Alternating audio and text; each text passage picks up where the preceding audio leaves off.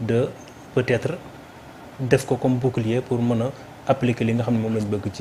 ci wàllum justice daan ñi nga xam ne ñoom la ñu taqal ci yenn mbiri à tout prix. Bon, d'abord man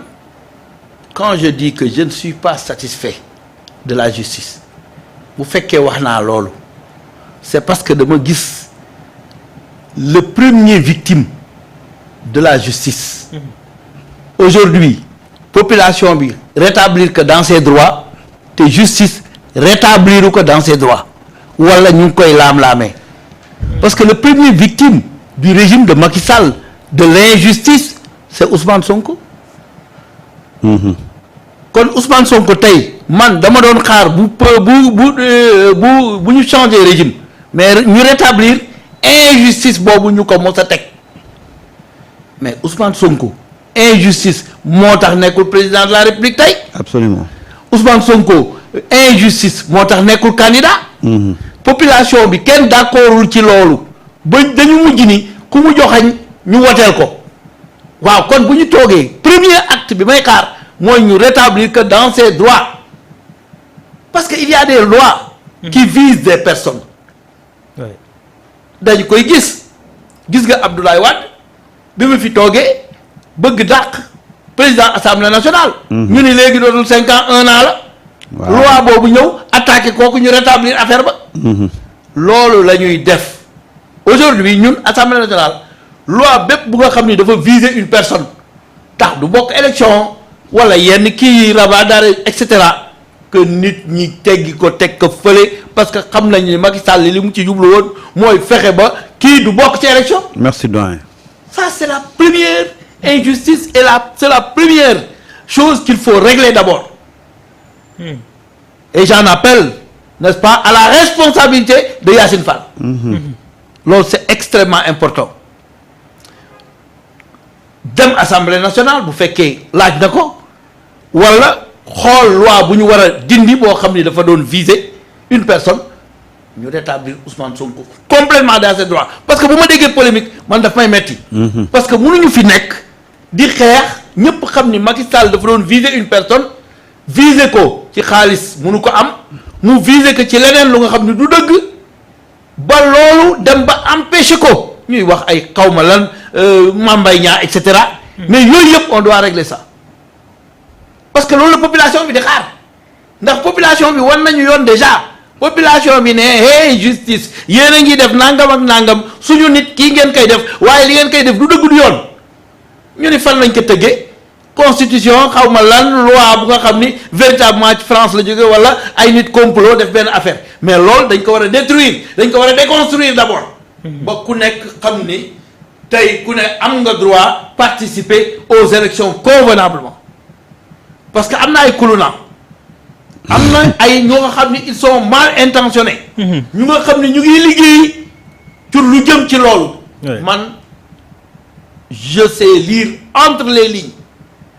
donc je dis la première mission de la justice est de rétablir Ousmane Sonko dans ses droits. Je suis parfaitement d'accord avec. Maintenant aller aussi dans les prisons loolu yëpp justice la les gens sont des prisonniers mais c'est pas des animaux les conditions des prisonniers ce n'est pas pour rien que yàlla dogal Ousmane Sonko dugg prison Bassirou Diomaye Diakhar Faye dugg prison le premier acte bu ma doon xaar ñu posé ko mooy ñu fexe ba prisonniers yi ñu féexal leen maanaam mettre leen dans les conditions humaines parce que y a des conditions humaines yu nga xam ni véritablement gars yi waruñu ci continuer di nekk gis naa sax wala dégg naa ci weewu bay ni ku mel na Farba Ngom ma ngay jéem a di def loolu pour se donner une santé wala se donner une traite mais loolu yëpp waruñu ko sax seetaan ci réew waruñu egg si foofu un prisonnier c'est un prisonnier comme tout le monde tout le monde comme les autres les conditions de vie wala les conditions de la prison moom mënul jóg naan daf koy jéem a defar ci ban xaalis tu es déjà poursuivi pour des actes yu nga xam ni dañ ci tudd xaalis nga bëgg indi xaalis ñu ne ci yow la jóg et cetera yooyu yëpp il faut mettre fin à cela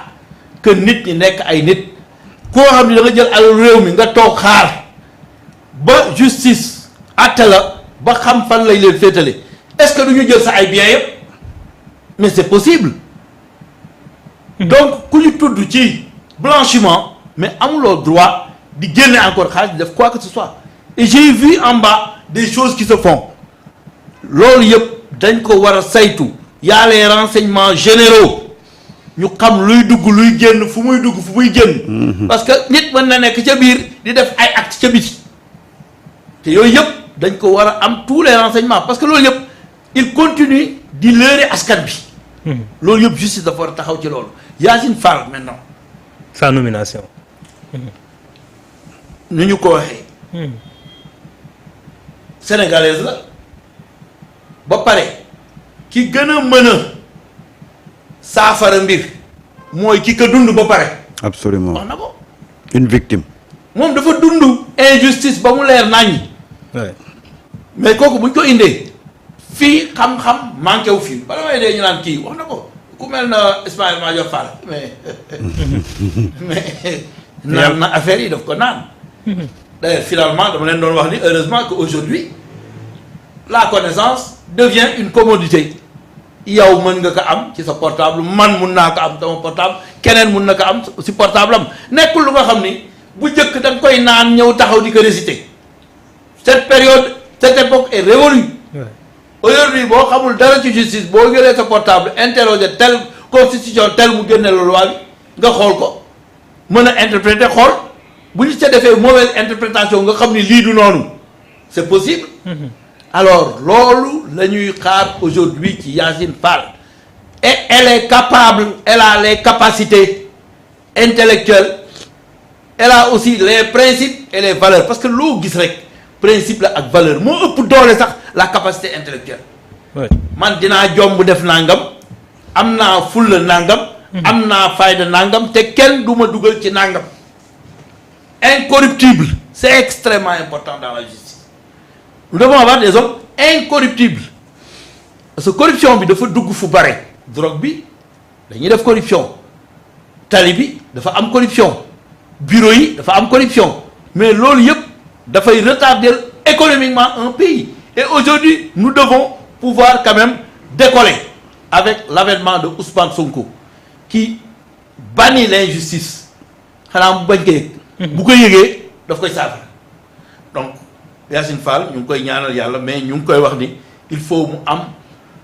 présence te xam naa ci moom loolu présence ak les renseignements ak lépp ba nga xam ni lépp lu dul doon mu jàllale ko bu fekkee état bi la waaye aussi magistrat yi ñu taxaw